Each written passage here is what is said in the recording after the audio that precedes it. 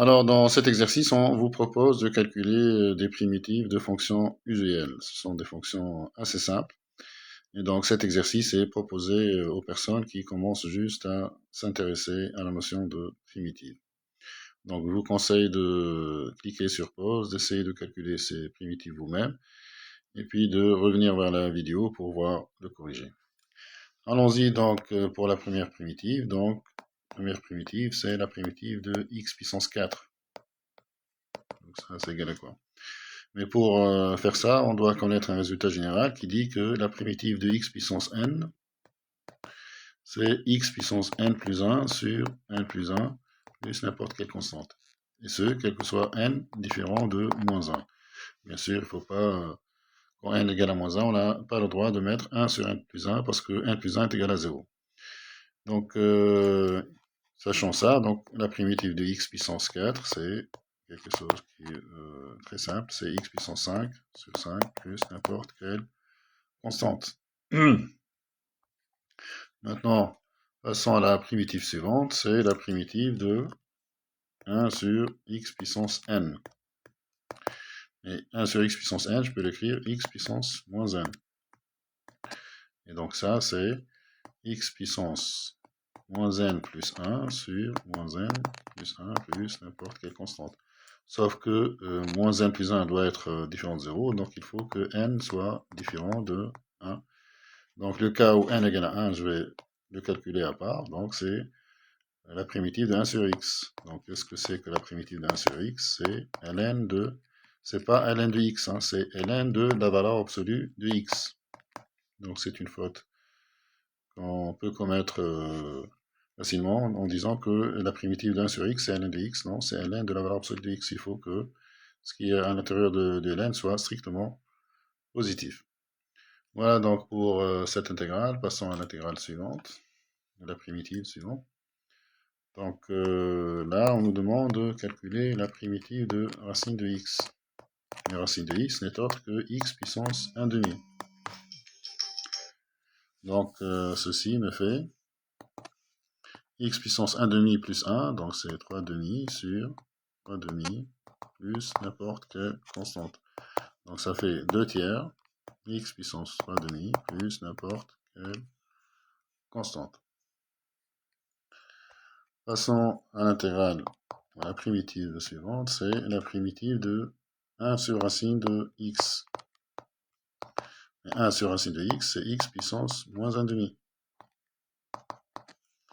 Et donc ça, d'après notre formule, c'est x puissance moins 1 demi plus 1 sur moins 1 demi plus 1 plus n'importe quelle constante. Moins 1 demi plus 1, c'est 1 demi, donc ça fait x puissance 1 demi sur 1 demi. Et donc ça fait 2 fois x puissance 1 demi, c'est racine de x plus n'importe quelle constante. Cinquième primitive, c'est la primitive de x racine de x.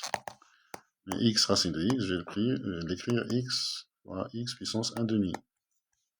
Donc là, je dois intégrer x puissance 3 demi. Et donc ça fait x puissance 3 demi plus 1 sur 3 demi plus 1 plus n'importe quelle constante. Donc ça me fait x puissance 5 demi sur 5 demi plus c. Et donc ça fait 2 cinquièmes de x puissance 5 demi plus c. Ou si vous voulez, c'est 2 cinquièmes fois x puissance 1 demi fois x au carré plus c, c'est-à-dire 2 cinquièmes de racine de x. X puissance 1 demi, c'est racine de x fois x au carré plus c. Passons à la sixième primitive, c'est la primitive de la somme de k allant de 0 à n de ak x puissance k. Mais vous savez que la primitive de la somme, c'est la somme des primitives. Donc ça, c'est la somme de k allant de 0 à n de la primitive de ak x puissance k. Et la primitive de ak puissance ak fois x puissance k, donc ça c'est simple. Donc la primitive de x puissance k, c'est x puissance k plus 1 sur k plus 1. La k est supérieure ou égale à 0, donc on n'a pas k qui est égal à moins 1, donc c'est bien égal à ça, plus n'importe quelle constante. Primitive suivante, c'est la primitive de sinus x, cosinus x. Et on sait que sinus de x, c'est 2 fois sinus x, cosinus x. Donc la primitive qui est là, c'est la primitive de 1 demi de, donc je vais sortir le 1 demi là, 1 demi de sinus 2x. Et la primitive de sinus 2x, donc ça c'est moins cosinus 2x. Après, il faut diviser par 2. Parce que quand je dérive cosinus 2x, c'est moins sinus 2x. Après, il faut dériver 2x qui est égal à 2. Donc, je dois diviser par 2 pour retrouver sinus 2x plus donc n'importe quelle constante. Donc, ça fait moins un quart de cosinus 2x plus n'importe quelle constante. Primitive suivante, c'est la primitive de... Donc c'est la primitive de 1 sur racine de 4 moins 4 x2. Et là, je vais, dans la racine, je vais mettre 4 en facteur. Ça fait facteur de 1 moins x2. Donc ça me fait, la racine de 4, c'est 1 demi. Donc c'est un demi qui sort à l'extérieur de la primitive. De racine de 1 moins x au carré. Eh bien, cette primitive, la primitive de 1 sur 1, racine de 1 moins x2, c'est une primitive usuelle, il faut la connaître par cœur. Donc ça, ce n'est autre que arc sinus x. Donc la primitive de 1 sur racine de 1 moins x2, c'est arc sinus x, plus ma constante. Passons maintenant à la dernière primitive. J'ajoute une page. Donc c'est la primitive de tangente carré x.